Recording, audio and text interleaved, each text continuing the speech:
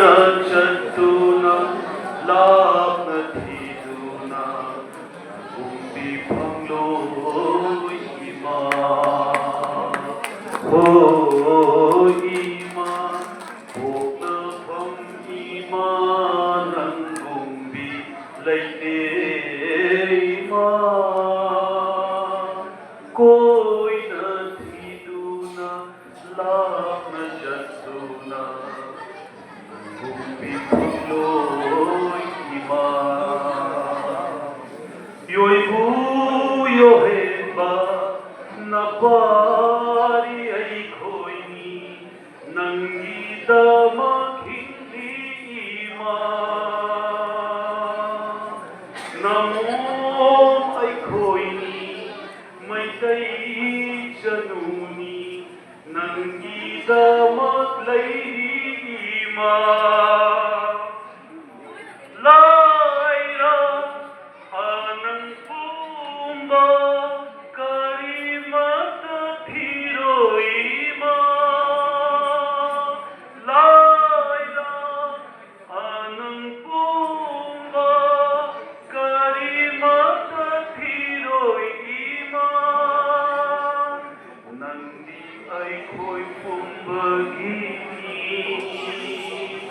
Nangi dama kinjamani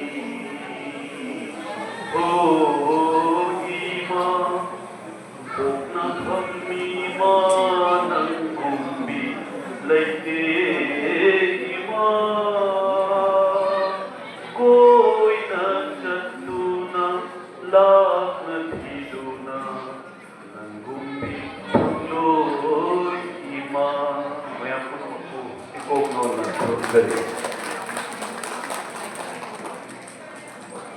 Nasi untuk kasi sana jumna yang lakmada thamoi degi hillaba porpadu mayam upanda hana thamjabani yamna pukning penje chilnao Guwahati da leiba afam degi labduna da leibiriba sai thabak tawduna laring tawduna mayam punjanduna akoi maitei thorumsi amad loidegi wakalonda sumaina punjin banglamba ki saki ma leibache masina tai masina kari tai habidi maitei thorumse kedo kunta sitharoi akoina joi yojana dum leibiri ko aduga masi oithokgi damakta oithohanbagi damakta Manipuri Laimalu ku ikok nonjari ikai nabukucheni Manipuri Laimalu koi honorable president oibiribi Madam N.G. Bijoya Kaisham amashu mahaki member maya koi chaliche mayam punjanduna Manipuri Laimalu pusida inghan biribase Masi yamna koi hojiki matamdadi yamna maruoiba matamneba koi maitei purupsi yetnabana singnarakpa matamneba akoina ifai puna thambiramba koi fajagraba lige sijit fugai tawba aduga akoi jibu mahange tahange tawba aduga matamsida sigumba inati oiba fajagraba culture jibu yokatinaba amasung sidinaw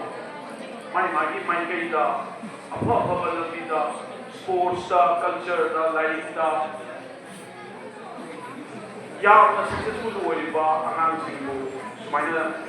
booming thomas bibugi da musa felicitate tawbasisu yamna kaka oiba su yamna hajaba wakaloni masima tawnabagi honabada Warang gadawududi ayu munna ujai kadino hadaisu silongda thabak targa leijabani Manipur Sahitya Parishad Meghalaya ki president Omisu Punjari amasu modifiki hauki launch technology damakta Manipuri Elders Consortium Shillong hai German Punjai maduna su koina kana langthengandana koi mesi puru karna ba isinau karna ba kana mudjai ko aduna yamna numai de asikuba thauram amada ꯑꯩꯈꯣꯏꯅ ꯌꯥꯎꯕ ꯉꯝꯖꯕꯁꯦ ꯉꯁꯤꯒꯤ special ꯒꯦꯁꯀꯤ ꯃꯔꯛꯇ ꯑꯣꯖꯥ ꯂꯥꯏꯁ꯭ꯔꯝ ꯀꯔꯨꯅꯥ ꯗꯦꯕꯤ ꯃꯍꯥꯛ ꯆꯠꯈ꯭ꯔꯕꯅꯤ ꯑꯣꯖꯥ ꯀꯔꯨꯅꯥ ꯗꯦꯕꯤꯁꯤ ꯅꯨꯡꯁꯤꯕ ꯑꯣꯖꯥꯅꯤ ꯍꯥꯏꯕꯗꯤ ꯑꯩꯒꯤ ꯄꯣꯛꯄꯤꯔꯝꯕ ꯍꯧꯖꯤꯛ ꯂꯩꯔꯣꯏꯈ꯭ꯔꯕ ꯅꯤꯡꯊꯧꯖꯝ ꯅꯕꯆꯟꯗ꯭ꯔ ꯁꯤꯡ ꯃꯌꯥꯝꯅ ꯑꯩꯈꯣꯏꯅ ꯀꯩꯅꯣꯅꯦꯅ ꯑꯩꯈꯣꯏꯒꯤ ꯏꯁꯩ ꯁꯛꯄ ꯑꯣꯏꯅ ꯅꯕꯄꯨꯔꯒꯤꯁꯨ ꯈꯪꯅꯕ ꯑꯦꯟꯑꯦꯜꯁꯤꯡꯁꯤ ꯒꯧꯍꯥꯇꯤꯗ ꯊꯕꯛ ꯇꯧꯕ ꯀꯨꯏꯅ ꯂꯩꯔꯝꯃꯤ ꯃꯍꯥꯛꯅ ꯗꯦꯄꯨꯇꯤ ꯗꯥꯏꯔꯦꯛꯇꯔ ꯑꯣꯏꯅ ꯂꯩꯔꯤꯉꯩ ꯃꯇꯝꯗ ꯁꯣꯡ ꯑꯦꯟ ꯗ꯭ꯔꯃꯥꯒꯤ ꯑꯗꯨꯗ ꯑꯣꯖꯥ ꯀꯔꯨꯅꯥꯖꯤ ꯑꯩꯈꯣꯏ ꯁꯤꯗꯩꯁꯤꯗ ꯃꯣꯏ ꯄꯨꯟꯅ ꯊꯕꯛ ꯇꯧꯃꯤꯟꯅꯔꯝꯕꯅꯤ ꯑꯣꯖꯥꯕꯨ ꯉꯁꯤ ꯎꯕ ꯌꯥꯝ ꯅꯨꯡꯉꯥꯏꯖꯩ ꯍꯛꯆꯥꯡ ꯌꯥꯝ ꯐꯅ ꯀꯣ ꯑꯗꯒꯤ special guests all the way from Delhi, Dr. Santa Cruz Singh, adegi Oja B. Kumron Sharma, President WMC Assam Unit, Oja Naurel Sikandari Lakshmi Sai, Oja T.K. Burajam, Dr. Anjana Singh, Assistant Professor, Cotton College University, Oja Y. Hambal Singha, Amasung Oja Nimai Singha, Chief Manager, State Bank of India, Oja Himungo, Ex-President of the Saita Parishad, Kamu Dixit, Punamanku Amasung, Lakshmi Bai Maiven Azalman Singho, Kok Nona, Kurumjari, Amasung Kai Kunagomchari, Aiga Vedana, Lakpa, Koiki, Kuga Heritage, and Maiti Culture Sibu, Saukat Naba, Amasung, Manipuri Wang, and the world of Kuga Heritage Healthy. ꯑꯩꯈꯣꯏꯅ ꯃꯩꯇꯩ ꯐꯨꯔꯨꯞꯄꯨ ꯆꯤꯡꯈꯠꯅꯕꯒꯤ ꯀꯜꯆꯔꯕꯨ ꯆꯥꯎꯈꯠꯍꯟꯕꯒꯤ ꯍꯣꯠꯅꯈꯤꯕꯗ ꯑꯩꯈꯣꯏꯒꯤ ꯏꯆꯤꯟ ꯏꯅꯥꯎ ꯑꯅꯤꯈꯛꯁꯤꯗ ꯑꯩꯒ ꯂꯥꯛꯃꯤꯟꯅꯗꯨꯅ ꯉꯁꯤ ꯃꯌꯥꯝꯅꯁꯨ facilitate ꯇꯧꯕꯤꯈꯤꯕ doctor Khangembam ꯈꯣꯅꯤ ꯃꯅꯤꯄꯨꯔꯤ ꯗꯥꯟꯁꯇ ꯅꯦꯁꯅꯦꯜ ꯑꯦꯋꯥꯔꯗ ꯄ꯭ꯂꯁ ꯃꯅꯤꯄꯨꯔꯤ ꯌꯨꯅꯤꯚꯔꯁꯤꯇꯤꯗ ꯃꯍꯥꯛ ꯖꯒꯣꯏꯒꯤ ꯑꯣꯖꯥ ꯑꯃ ꯑꯣꯏꯅ ꯂꯩꯕꯤꯔꯤꯕꯅꯤ ꯑꯃꯁꯨꯡ ꯀꯨꯒꯥ ꯍꯦꯔꯤꯇꯦꯖꯀꯤ ꯃꯥꯅ CEO ꯆꯤꯐ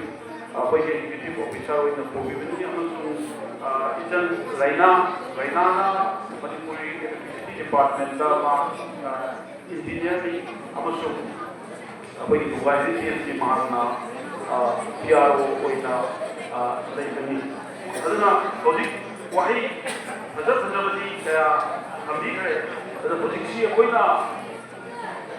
मैतई भेलूसी कहींनो है खब खनब अनी दरकार ताई खंबदना कोई मसेल खंगना बमे दरकार ताई स्पेशली हौलेबा यूथ अगांग जासिंग सिदैदा मैतई हजिक कहींनो हैबसी मरिक जुमना थमीबा दरकार ताई नत्रगदि मोइदा आइडेंटिटी लॉस होइबा आइडेंटिटी क्राइसिस होइबा सिचुएशन ब लातना बा मी की सुमांग सिद्रिगैदा कोई इसा की सुमांग हाल सिदु हाइदो अदुम हाइना इसा की नाकी होइबा कल्चर से कोई मसेल न खनद्रगा अखोई न मी का कमाइना लांति जरूर अदुगा अखोइना जिनना नबी मयाम से लेकिदा अखोई से कया न चौखट कल्चर अखोई से कया न चौखट ग्रुप को हाइबसे पाइपु मतम दगी करमबा ग्रुपना करमबा जातिना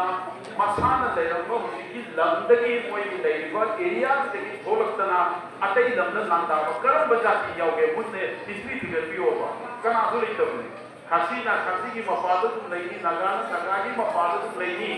को मिजोन मिजो की मपादु लेनी असम जुदु है को मैतई की महाराज गंभीर सिंह दो बांग्लादेश जोड़िना अधिक सिलेट यंबियोबा सिलेट मैतई निथौ गंभीर सिंह सारब कोनुंगी काय खबो एबसु मचे लेइबनेबा अदुगुंबा थौना लेबा इपा इपुसिंग थबिरबा मणिपुरनी हाइबसे खल्लगा अखोइना मसी पुंगेलिबा लांफम सिदैसिदा थमोय चोखबा अदिगी हचांग सोंधबा अदुगा मीन नमदे खनबा मीन हेगे खनबा सुया याले अदु कोई इसान इसान अखोइ नसी करी लौबताई अखोइ इपुन मक्सलबा इपा इपुन थबिरबा अखोइ सिंगोकों दरकार ताई अदु इचाई सुसिदा खनबा अमसु लान थिनबसि लेसिदा नखोइ दि अखोइना याम हेदी हैसे सिगा कोइ ये ताजन तमरा ला अखोइना बिमोद हाइदना नोजलदना हाइदे दरकार सुता ताते मणिपुर हाइदे मैते ग्रुप हाइदे बिजोय ओइदना दान क्या थेनाइदना ला अदुना